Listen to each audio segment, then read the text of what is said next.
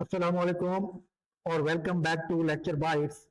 आज हम स्टार्ट कर रहे हैं एक बिल्कुल नया और बहुत इंटरेस्टिंग कोर्स जिसका नाम है वेब सिस्टम्स एंड टेक्नोलॉजीज। ये हमारा लेक्चर नंबर 1 है और इसमें हम बुनियादी या बेसिक कॉन्सेप्ट कवर करेंगे जो आगे चलकर पूरे कोर्स की फाउंडेशन बनेंगे। अगर आप वेब डेवलपमेंट सीखना चाहते हैं या सिर्फ ये समझना चाहते हैं कि जब हम इंटरनेट ब्राउजर में कोई वेबसाइट ओपन करते हैं तो पीछे क्या होता है, तो ये लेक्चर बिल्कुल आपके लिए है। तो चलें शुरू करते हैं। सबसे पहले देखते हैं कि ये पूरा कोर्स हमें कहाँ लेकर जाएगा। इस कोर्स में हम वेब फाउंडेशन से शुरू करेंगे, यानी वेब, इंटरनेट और ब्राउजर आपस में मिलकर कैसे काम करते हैं। उसके बाद हम फ्रंट एंड बेसिक पढ़ेंगे जिसमें HTML, CSS और जावास्क्रिप्ट शामिल है ताकि आप अपनी पहली वेब पेज बना सकें। फिर हम सर्वर साइड प्रोग्रामिंग की तरफ जाएंगे जहां हम सीखेंगे कि सर्वर रिक्वेस्ट को कैसे हैंडल करता है। उसके बाद डेटाबेस का टॉपिक आएगा जहां हम ये सीखेंगे कि आप डाटा को कैसे स्टोर कर सकते हैं और कैसे रिट्रीव कर सकते हैं। और फिर हम देखेंगे कि आप अपना प्रोजेक्ट कैसे डिप्लॉय कर सकते हैं, यानी आप अपना प्रोजेक्ट लैपटॉप से लाइव सर्वर तक कैसे लेकर जाते हैं। और आखिर में हम गुड प्रैक्टिसेस की बात करेंगे जिसमें सिक्योरिटी, परफॉर्मेंस और कोड स्ट्रक्चर को क्लीन रखना शामिल है। तो ये एक कंप्लीट जर्नी है बिगिनर से लेकर एक वर्किंग वेब एप्लीकेशन बनाने तक।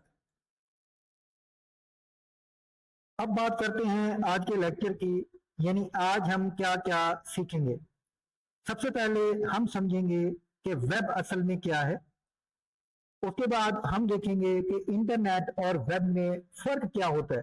ये दो अल्फाज अक्सर लोग कंफ्यूज कर देते हैं, लेकिन दोनों अलग चीजें हैं। फिर हम क्लाइंट सर्वर मॉडल को डिटेल में समझेंगे जो वेब की वर्किंग का सबसे इंपॉर्टेंट कॉन्सेप्ट है। और आखिर में हम थोड़ा सा प्रीव्यू लेंगे कि अगले लेक्चर यानी लेक्चर 2 किस टॉपिक पर होगा। तो चलिए पहले पॉइंट से शुरू करते हैं, व्हाट इज द वेब। चलिए अब समझते हैं कि वेब असल में क्या है। वर्ल्ड वाइड वेब, जिसे हम शॉर्ट में WWW भी कहते हैं, एक ऐसा सिस्टम है जिसमें बहुत सारे डॉक्यूमेंट्स और रिसोर्सेज आपस में इंटरलिंक्ड होते हैं। ये डॉक्यूमेंट्स हाइपरलिंक्स और URLs के जरिए एक दूसरे से कनेक्टेड होते हैं और इन्हें हम इंटरनेट के थ्रू एक्सेस करते हैं। ये आइडिया सबसे पहले 1989 में टिम बर्नर्स ली ने इन्वेंट किया था और तब से लेकर आज तक वेब हमारी जिंदगी की एक बुनियादी हिस्सा बन चुका है। वेब की 3 बातें याद रखें। पहली, पेजेस हाइपरलिंक के जरिए कनेक्ट होते हैं। दूसरी, हम इन्हें ब्राउजर में व्यू करते हैं। और तीसरी, वेब हमेशा इंटरनेट के ऊपर चलता है, खुद अलग नहीं होता। जैसे मिसाल के तौर पर जब भी आप क्रोम या एज में कोई यूनिवर्सिटी का एडमिशन पेज ओपन करते हैं तो आप उस वक्त वेब यूज कर रहे होते हैं। अब देखते हैं कि वेब के बुनियादी बिल्डिंग ब्लॉक्स क्या हैं। सबसे पहले हैं वेब पेजेस। ये डॉक्यूमेंट्स HTML में लिखे होते हैं जिन्हें ब्राउजर डिस्प्ले कर सकता है। दूसरा है वेब ब्राउजर, जैसे क्रोम, फायरफॉक्स या एज, जो इन वेब पेजेस को रेंडर करते हैं ताकि हम उन्हें देख सकें। तीसरा इंपॉर्टेंट चीज है हाइपरलिंक्स। ये क्लिकेबल लिंक्स होते हैं जो एक पेज को दूसरे पेज से कनेक्ट करते हैं। चौथा है URL, यूनिफॉर्म रिसोर्स लोकेटर, यानी एक यूनिक एड्रेस जो किसी स्पेसिफिक पेज या रिसोर्स की तरफ पॉइंट करता है। और आखिरी इंपॉर्टेंट कॉन्सेप्ट है HTTP या HTTPS, hyper text transfer protocol, hyper text transfer protocol secure. ये वो रूल्स हैं जिनके जरिए वेब कंटेंट को रिक्वेस्ट या ट्रांसफर किया जाता है और HTTPS इस प्रोसेस को सिक्योर भी बनाता है। ये 5 चीजें मिलकर पूरा वेब सिस्टम चलाती हैं तो इन पांचों कॉन्सेप्ट को आप अच्छे तरीके से तैयार कर लें।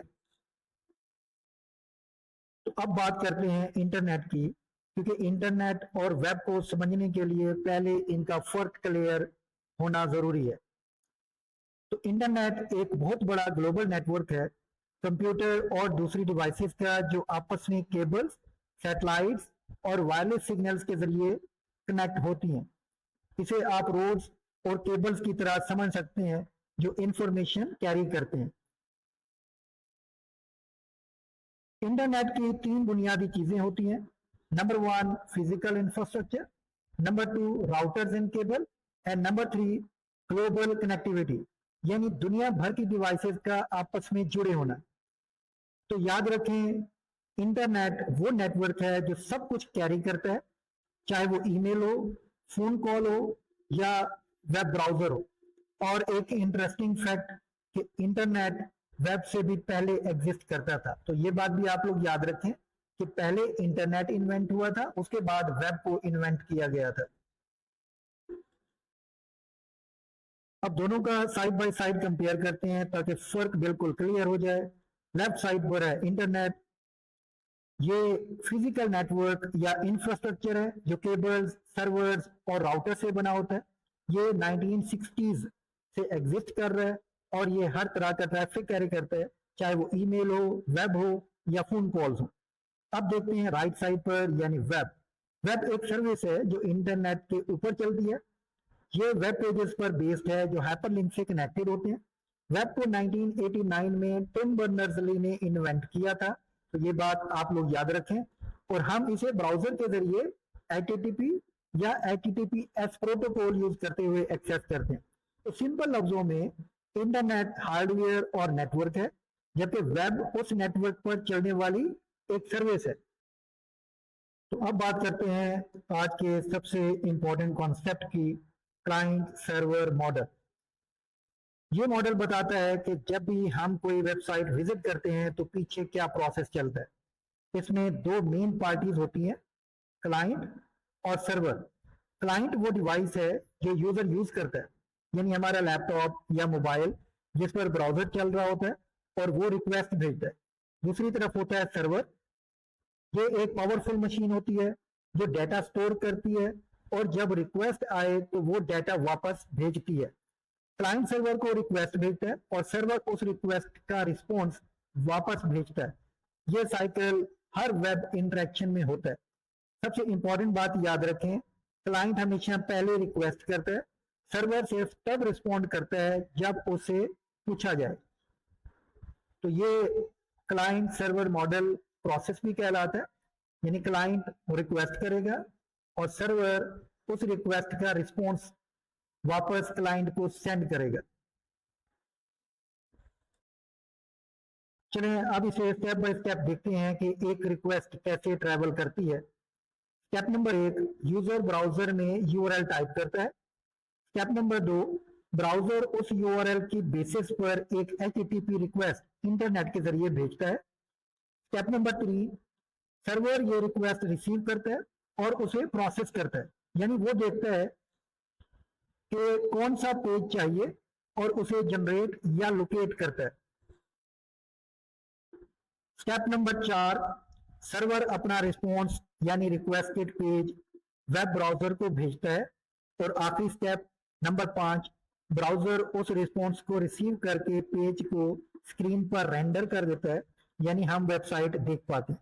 ये पूरा प्रोसेस अक्सर सिर्फ 1 या 2 सेकंड में कंप्लीट हो जाता है, लेकिन पीछे ये 5 स्टेप्स चल रहे होते हैं। स्टेप नंबर 1, हम यूआरएल टाइप करते हैं, रिक्वेस्ट सेंड होती है, सर्वर रिक्वेस्ट को प्रोसेस करता है, रिस्पॉन्स रिटर्न करता है और पेज पर डिस्प्ले करा दिया जाता है।